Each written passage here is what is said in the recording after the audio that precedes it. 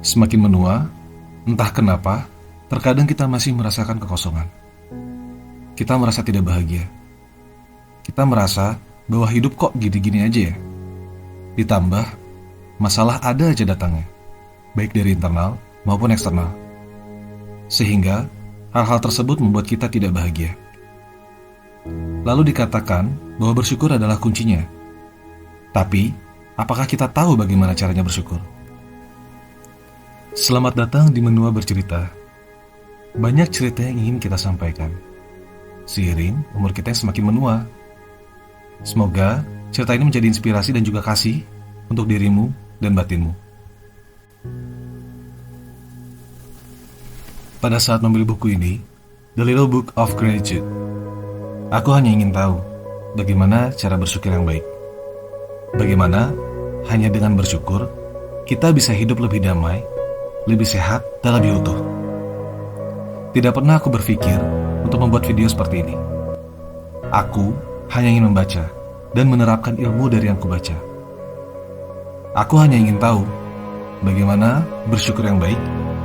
Apa hanya dengan berterima kasih saja kepada Tuhan, kepada orang sekitar, atau kepada diri sendiri? Apakah diucapkan atau perlu dituliskan? Kita semua tahu apa itu bersyukur. Bagaimana cara bersyukur? Seringkali orang di sekitar kita berpesan, syukurnya kamu masih hidup. Syukurnya sekarang kamu masih kerja. Syukurnya sekarang kamu masih sehat. Syukurnya sekarang kamu masih punya bapak. Syukurnya sekarang kamu masih punya emak. Orang pemuda berkata, bersyukur itu adalah ide yang baik, dan orang-orang akan menjadi lebih baik jika mereka mempraktikannya. Tapi bukan aku. Kamu gak tahu apa yang saya sudah lalui. Melihat situasiku, bersyukur itu gak realistis. Begitu katanya. Bersyukur itu memang bukan berarti kita terbebas dari emosi negatif. Kita tidak serta-merta memiliki lebih sedikit kecemasan, ketegangan, dan ketidakbahagiaan. Tapi, berlatih bersyukur memperbesar perasaan positif dan mengurangi perasaan negatif. Kalau dulu kita diajarkan bagaimana menghitung kambing agar dapat tidur, bagaimana kalau kita menghitung anugerah yang kita dapatkan sebelum tidur? Misalnya, seperti suara tenang di tempat tidur. Bagaimana beruntungnya kamu jika kamu masih sehat? Bersyukur atas rencana masa depan kamu. Bagaimana rileksnya pikiran kamu? Hal-hal menyenangkan yang dilakukan selama beberapa hari terakhir. Hal-hal baik yang orang lain lakukan untuk kamu dalam beberapa hari terakhir. Lalu, apa yang kutemukan pada buku ini? Di buku ini lebih dijelaskan mengenai teori mengenai apa itu bersyukur, kenapa harus bersyukur, mitos-mitos dalam bersyukur, serta teknik dalam bersyukur.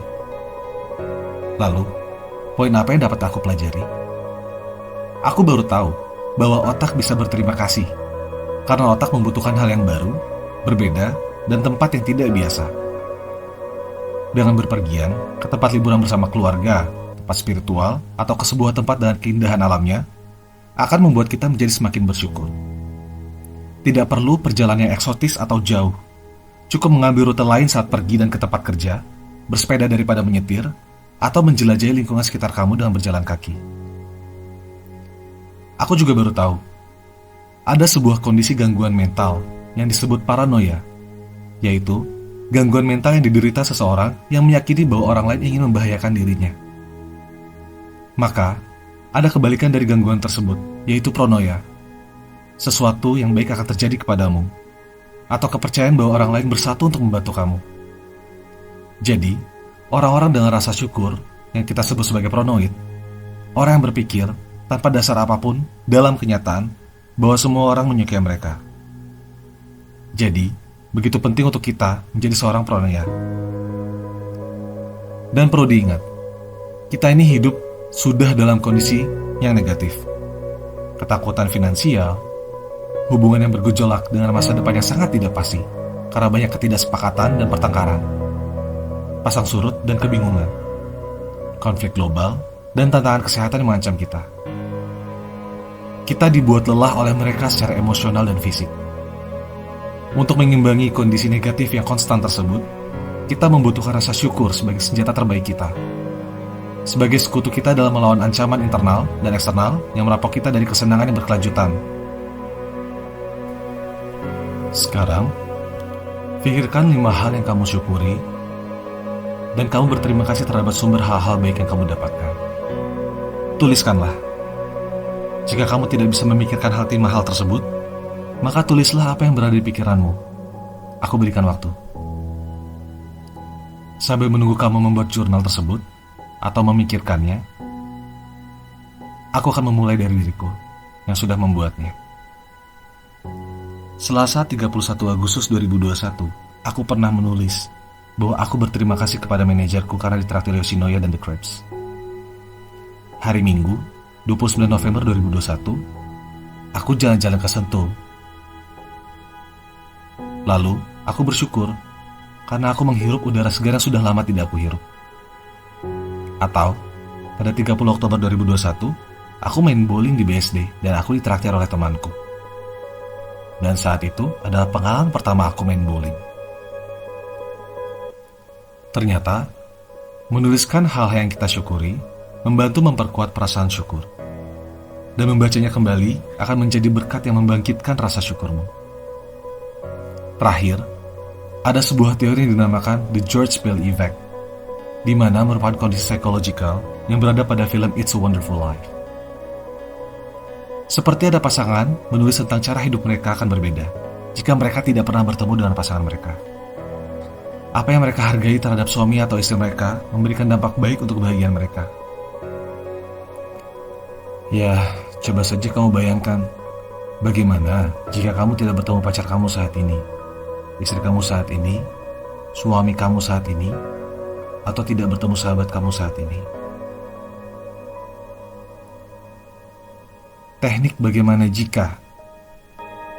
Seperti bayangkan jika kamu tidak mengambil sebuah keputusan untuk pindah rumah, meninggalkan pekerjaan Anda sekarang untuk kesempatan baru. Contohnya saja seperti aku. Jika tetap bekerja di perusahaan lama, apa yang tidak akan aku dapatkan hari ini? Atau keputusan untuk menabung demi sebuah rumah yang akan aku beli tahun depan. Jadi, inti dari buku ini adalah bagaimana kita perlu setiap harinya memikirkan dan menuliskan 5 hal baik yang terjadi pada kita saat ini. Bayangkan ya, untuk bersyukur aja sampai ada bukunya. Padahal sangat sederhana. Kita hanya harus bersyukur setiap hari kepada Tuhan. Masih hidup saat ini, masih bisa membuka mata, masih bisa melihat dunia, masih bisa merencanakan masa depan. Banyak banget yang bisa kita syukurin. Hanya saja, kita perlu tahu tekniknya.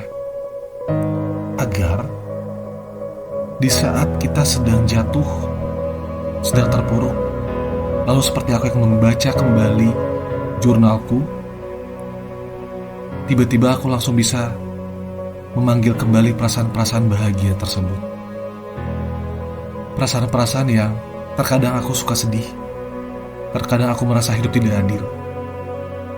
Lalu ketika aku melihat kembali ke kehidupan aku sebelumnya di tahun 2021, di mana aku ditraktir oleh manajerku, dibayarin main bowling, pergi ke Sentul, bahagia sekali, bahagia sekali. Menghirup udara segar, aku seperti, wah, kapan ya terakhir aku menghirup udara segar lagi? Aku jadi merindukan momen-momen itu. Tuhan, terima kasih untuk apa yang terjadi saat ini. Dan tahun-tahun terakhir aku. Sungguh, aku sangat bersyukur. Semoga dengan kalian membuat jurnal syukur kalian juga bisa memanggil kembali perasaan-perasaan bahagia kalian saat itu. Walaupun aku tahu mungkin saat ini kalian tidak sedang dalam kondisi bahagia, kondisi rasa syukur. Tapi mohon dituliskan dalam jurnal kalian. untuk kalian sendiri, untuk batin kalian yang akan merasa lebih utuh. Terima kasih telah mendengarkan video ini, dan semoga video ini akan menjadi asupan batinmu untuk seterusnya.